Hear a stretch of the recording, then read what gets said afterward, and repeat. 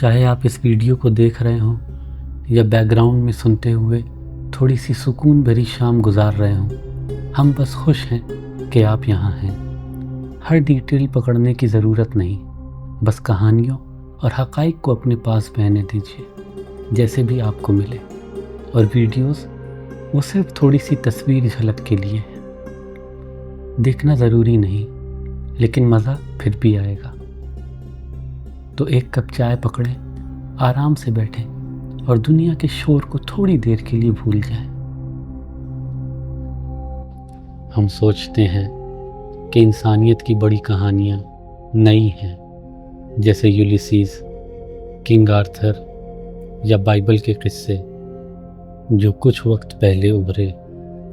لیکن اگر میں آپ سے کہوں کہ ایک کہانی 4000 سال پہلے لکھی گئی، انسانیت کی سب سے پہلی کہانیوں میں سے ایک، گلگامش کا افسانہ، یا پھر دی ایپک آف گلگامش، یہ صرف ایک کہانی نہیں بلکہ زندگی، موت، ہمیشہ کی زندگی اور انسان ہونے کا مطلب بتانے والا قصہ ہے۔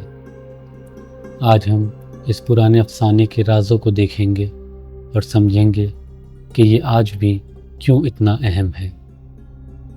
سوچئے، ایک ایسا وقت جب بادشاہ صرف حکمران نہیں بلکہ خداوند شخصیتیں تھیں جن سے لوگ ڈرتے اور ان کی عزت کرتے تھے۔ گلگامش ایسا ہی ایک بادشاہ تھا۔ وہ اُرuk کا بادشاہ تھا، جو پرانے سومیر کا ایک خوشحال شہر تھا، آج کا عراق۔ گلگامش کا افسانہ مٹی کی تختیوں پر لکھا گیا، جو بتاتا ہے کہ وہ 2/3 الہی اور 1/3 انسان تھا، آدھا خدا آدھا انسان، جس کے پاس عام انسان سے زیادہ طاقت تھی۔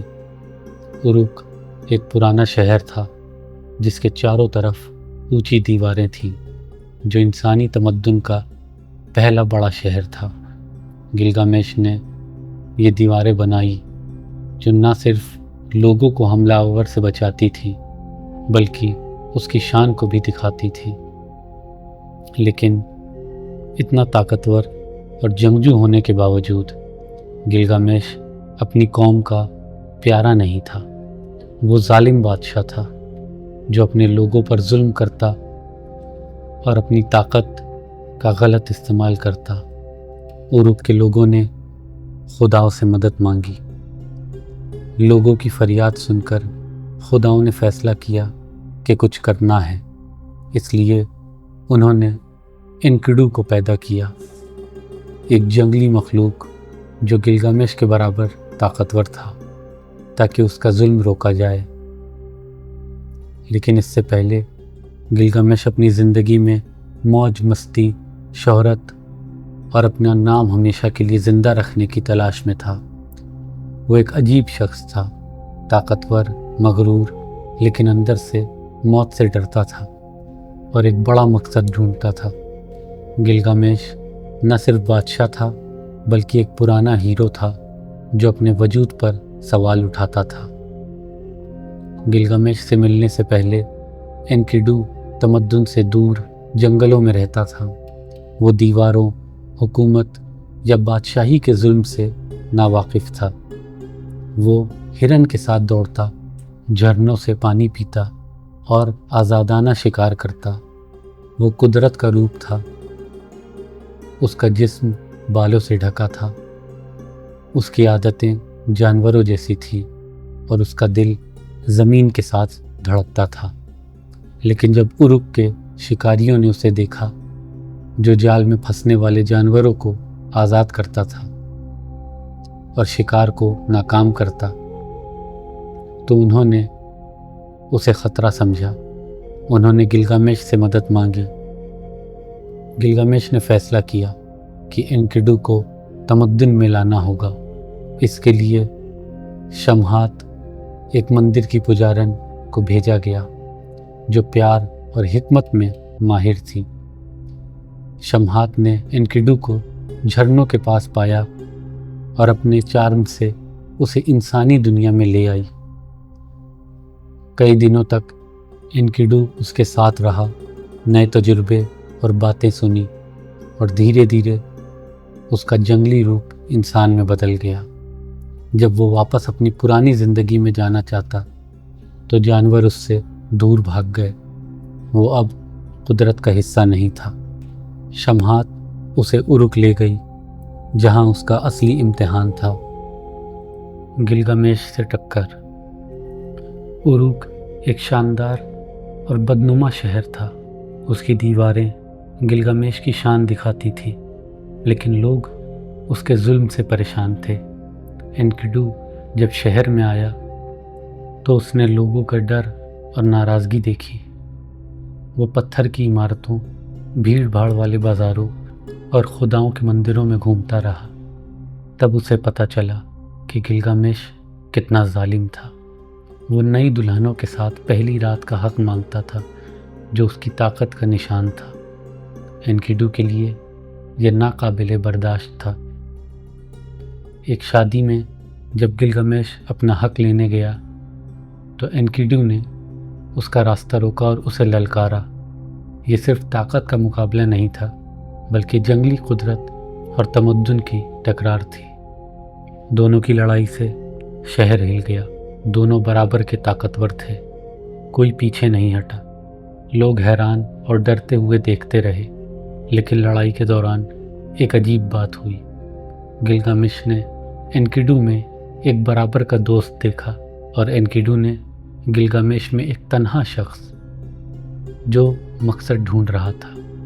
لڑائی ختم ہوئی اور دونوں کے درمیان ایک گہری دوستی پیدا ہوئی۔ اس دن سے گلگمیش اور انکیڈو جدا نہ ہونے والے دوست بن گئے اور ساتھ میں نئی مہم پر نکلے۔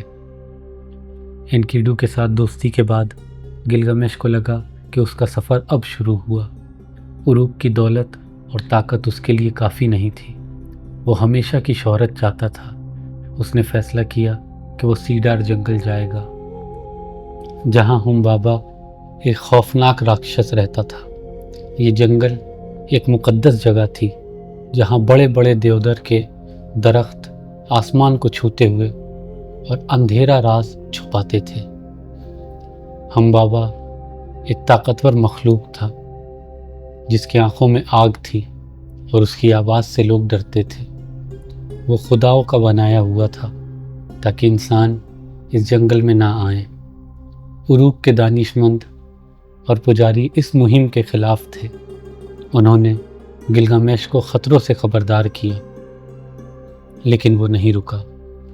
انکیڈو، جو ہمبابا کی طاقت جانتا تھا، پہلے ہچکچایا، لیکن اپنے دوست کی ہمت دیکھ کر ساتھ چلنے کو راضی ہو گیا۔ دونوں نے خدا شماش، جو کہ سورج اور انصاف کا خدا ہے، اس سے دعا مانگی اور سفر پہ نکلے۔ سفر مشکل تھا۔ ریگستان کی گرمی، ٹھنڈی ہوا، اونچے پہاڑ اور تیز دریاؤں نے راستہ روکا، لیکن گلگمیش کی ہمت اور انکیڈو کی قدرتی سمجھ نے انہیں آگے بڑھایا۔ جب وہ جنگل کے پاس پہنچے تو گلگمیش کو خوفناک سپنے آئے، جو انکیڈو نے خداؤں کا اشارہ سمجھا، لیکن دونوں پھر بھی آگے بڑھتے رہے۔ سیڈار جنگل میں ہوا بھاری تھی اور درخت انہیں گھور رہے تھے۔ ہمبابا کی دہاڑ سے زمین ہل گئی۔ اس کی آنکھیں آگ جیسی تھیں اور اس کا جسم پتھر جیسا سخت۔ انکیڈو نے گلگمیش کو خبردار کیا کہ یہ صرف ایک جانور نہیں بلکہ خداؤں کا نظام ہے، لیکن گلگمیش شہرت کے جوش میں اس پر حملہ کر دیتا ہے۔ لڑائی بہت سخت تھی۔ ہمبابا تیز اور طاقتور تھا، لیکن شماش نے ڈیوائن ونڈ بھیجی جو اسے کمزور کر دیتی۔ انکیڈو نے بھی پوری طاقت سے حملہ کیا اور دونوں نے مل کر ہمبابا کو ہرا دیا۔ آخر میں ہمبابا نے رحم مانگا، لیکن انکیڈو نے کہا کہ اسے ختم کرنا ضروری ہے۔ گلگمیش نے اسے مار دیا اور جنگل خاموش ہو گیا۔ لیکن یہ جیت خداؤں کے نظام کے خلاف تھی۔ دونوں نے دیودر کے درخت کاٹ کر اروک لے گئے، لیکن ان کے دل میں ایک ڈر تھا، خداؤں کی سزا کا۔ بابا کی موت کے بعد گلگامش اور انکیڈو اروک واپس آئے، شہرت سے بھرے ہوئے، لیکن خداؤں نے ان کے جرم کو نہیں چھوڑا۔ انہوں نے فیصلہ کیا کہ ایک کو سزا ملنی چاہیے، اور انکیڈو چنا گیا۔ وہ بیمار ہو گیا، اس کا جسم کمزور ہو گیا اور تیز بخار نے اسے تباہ کر دیا۔ انکیڈو نے شمہات کو کوسنا شروع کیا، جس نے اسے جنگلی دنیا سے تمدن میں لایا، لیکن آخر میں اس نے اپنی تقدیر قبول کی اور گلگامش کو دعا دی۔ گلگامش اپنے دوست کو مرتا دیکھ کر ٹوٹ گیا۔ پہلی بار اس نے موت کا ڈر محسوس کیا۔ جب انکیڈو کی موت ہوئی تو اروک میں ایک بڑا جنازہ ہوا، لیکن گلگامش کے لیے یہ کافی نہیں تھا۔ وہ موت کو قبول نہیں کر سکا۔ اس نے اروک چھوڑ دیا، جانوروں کی خال پہن کر، اور ہمیشہ کی زندگی کی تلاش میں نکل گیا۔ انکیڈو کی موت کے بعد گلگامش ایک بنجارا بن گیا۔ اس کے کپڑے پھٹ گئے، جسم سورج سے جھلس گیا، اور دل صرف موت سے بھاگتا تھا۔ وہ اتناپشتم کے پاس گیا، جو ایک انسان تھا جسے خداؤں نے ہمیشہ کی زندگی دی تھی۔ کہتے ہیں کہ اتناپشتم ایک بڑے طوفان سے پہلے جیتا تھا، جو انسانیت کو تباہ کرنے والا تھا۔ یا حکمت کا الہ نے اسے کشتی بنانے کو کہا، جس میں اس نے اپنا خاندان اور جانور بچائے۔ 7 دن کے طوفان کے بعد اس نے قربانی دی، اور خداؤں نے اسے ہمیشہ کی زندگی دی۔ جب گلگامش اس سے ملا تو اس نے ہمیشہ کی زندگی کا راز مانگا۔